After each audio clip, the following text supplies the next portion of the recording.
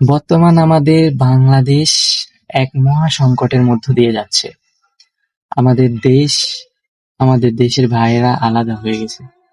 এই মুহূর্তে যদি আমরা দল মত সৃষ্টি করি, তাহলে আমাদের মধ্যে আরো বিভাদ সৃষ্টি হবে। কখনোই ভালোবাসা এবং উন্নয়ন সম্ভব না।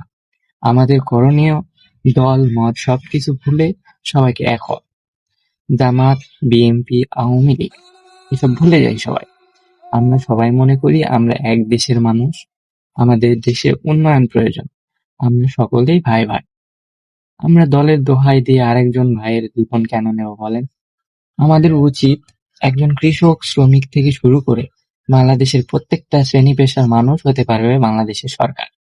আর কোন দলের সরকার যখন আপনার কাছে প্রতিজ্ঞা করে যে এটা দেব, ওইটা দেব, অর্থ দেব, অনুদান দেব, তার মানে আপনাকে বুঝতে হবে আপনার ওই সরকার আপনাকে থেকে নিয়েই আবার আপনাকে দেবে। অতএব আমার টাকা, আমার ভাইয়ের টাকায় যদি আবার আমাকে দেয়, তাহলে একজন সরকারের গোলামি করার কি দরকার?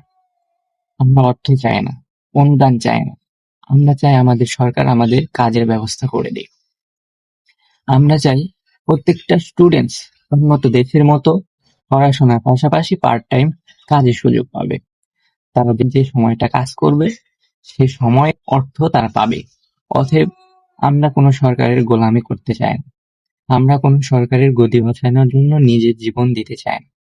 আমরা চাই প্রত্যেকটা ভাই আমরা এক হব। আমরা দেশের প্রত্যেকটা মানুষ একসাথে থেকে দেশের উন্নয়ন করব। আমরা আলাদা হয়ে যেতে চাই না। অতএব দল ভুলে যান, মত ভুলে যান, আসুন সকলে এক হই।